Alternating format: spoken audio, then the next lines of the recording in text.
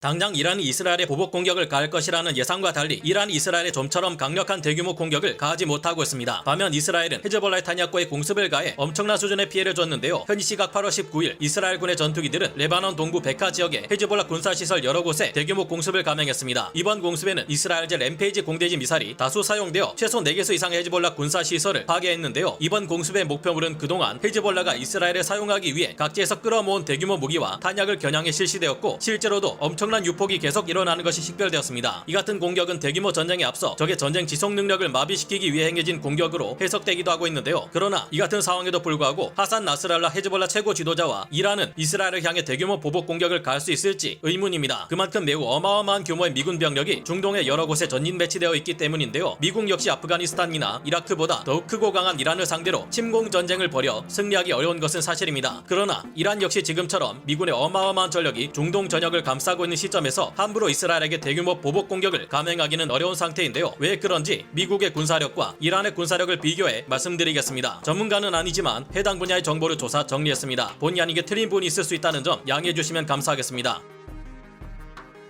이란은 미군 기지를 공격할 수 있는 여러 다양한 미사일을 가지고 있습니다. 과거 트럼프 전 대통령이 미군의 드론을 요격한 것을 빌미로 들어 이란을 공습하려다 직전에 공격을 취소한 것은 이란의 군사시설을 압도적으로 찍어 누르기에는 당시의 전력이 부족했고 이로 인해 이란 측이 미군 기지와 동맹군에게 반격할 경우 그 피해가 상당할 수 있음을 알았기 때문인 것으로 풀이된 바 있는데요. 사실상 이란의 공군력이야 전혀 고려 대상이 되지 않을 정도로 미군에 비하면 아무것도 아닌 수준인데요. 그러나 이란이 배치하고 있는 각종 공격용 탄도미사일과 순항미사일 그리고 촘촘한 밀집 방공망은 미군으로서도 함부로 건드릴 수 있을 만큼 만만한 전력이 아닙니다. 이란은 사거리 2500km의 다탄두 탄도미사일 파즈르3를 보유하고 있습니다. 그리고 사거리 2000km의 1.5톤 중량의 탄두를 지닌 아슈라 탄도미사일을 보유하고 있는데요. 여기에 더해 사거리가 1800km 이르고 탄두 중량이 750kg 이르는 가드르 110 탄도미사일 역시 보유하고 있습니다. 사거리 1700km의 탄두 중량이 750kg 이르는 에마드 탄도미사일 그리고 사정거리가 1000km의 탄두 중량이 1.1톤의 샤브3 탄도미사일 사정거리 500km의 탄두 중량이 730kg의 샤브2 탄도미사일을 갖추고 있습니다. 여기에 더해 사정거리가 2500km, 탄두 중량이 500kg에 이르는 수마르 순항미사일과 사정거리 1350km, 탄두 중량이 500kg에 이르는 호베이제 순항미사일도 갖추고 있는데요. 여기에 더해 최근 미항공모함도 단 2발이면 격침시킬 수 있다고 주장하는 사정거리 1000km의 아부 마흐디 순항미사일처럼 새로 실전 배치되는 무기들도 있습니다. 이란은 지리적으로도 높은 산맥들이 가로막고 있어 수도인 테헤란을 직접 공격하기가 매우 까다로운 편입니다. 미국도 큰 피해 없이 제대로 이란을 공격하기 위해서는 4개 이상의 항공모함 타격 전단과 전면전에 준하는 매우 막강한 전력이 집결해야 하는 것으로 알려져 있습니다. 과거 트럼프 전 대통령이 드론을 격추한 이란을 공습하지 않았던 이유 역시 이때 에이브라임 링컨 항모 전단 외에 B-50H 전략 폭격기 4대, F-35A 스텔스 전투기 6대, F-15C 전투기 10여 대, F-15E 전투기 20여 대 정도로 중동 지역에 배치된 전력이 크게 부족했기 때문인 것으로 전문가들은 분석합니다. 이란을 타격하려면 그들이 가진 엄청난 미사일 전력과 드론 전력으로 보복 공격을 할 수 없도록 한 번에 대규모 전력으로 광범위한 목표물을 초토화해야 하는데 그러지 못할 경우 벌집만 잘못 건드리는 결과가 될 수 있었으니까요. 쉽게 말하면 중동 지역의 동맹국들과 미군 기지들이 이란과 저항해축 세력들의 공격 앞에 인질로 잡혀있는 것에 비할 수 있을 겁니다. 현재 미국으로서는 우크라이나에 많은 무기를 지원하며 무기 재고가 떨어져가는 상황인데다 대만 침공전쟁을 노리며 미친듯이 군사력을 증강시키고 있는 중국을 막아야 하는 입장입니다. 그래서 이란을 지도에서 없애버리겠다며 걸프전 당시나 이라크전 당시만한 전력을 투입하기는 굉장히 부담스러운 상황입니다.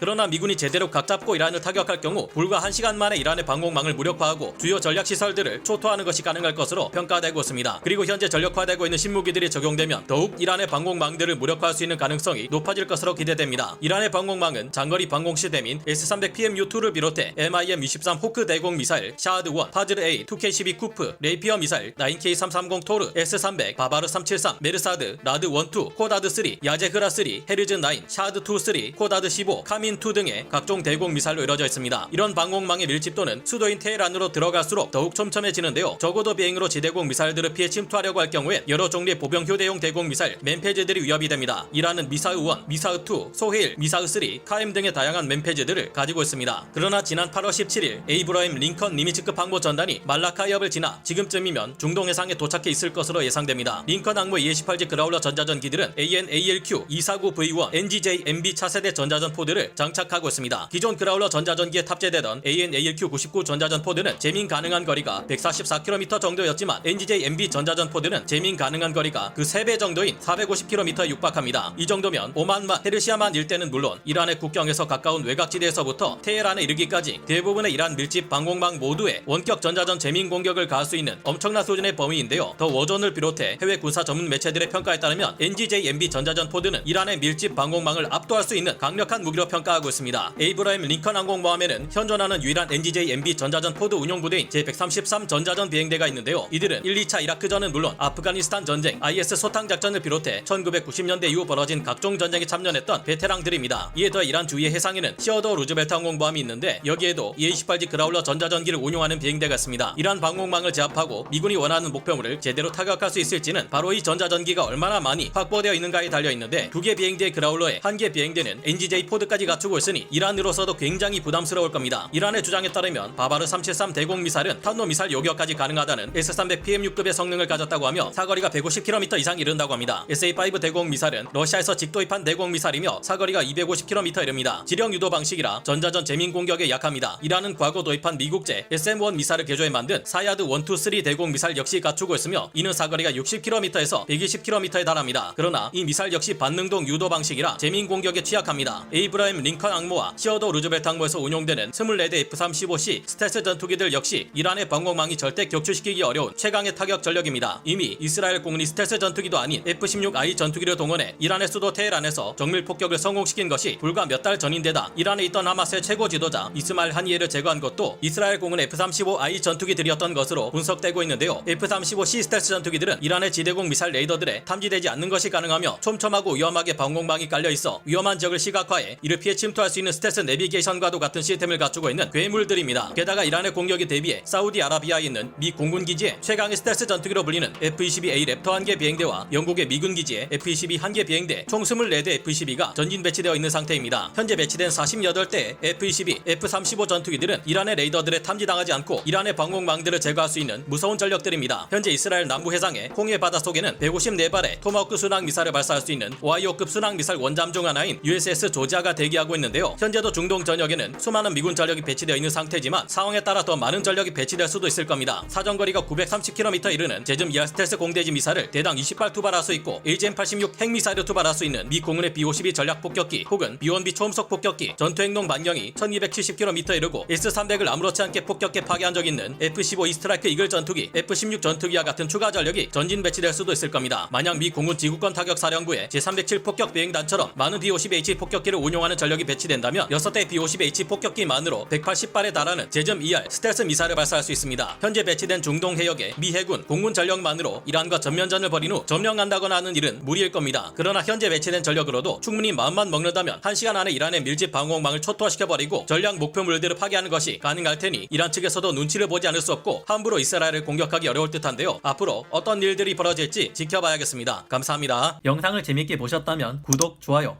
알림 설정 부탁드리겠습니다.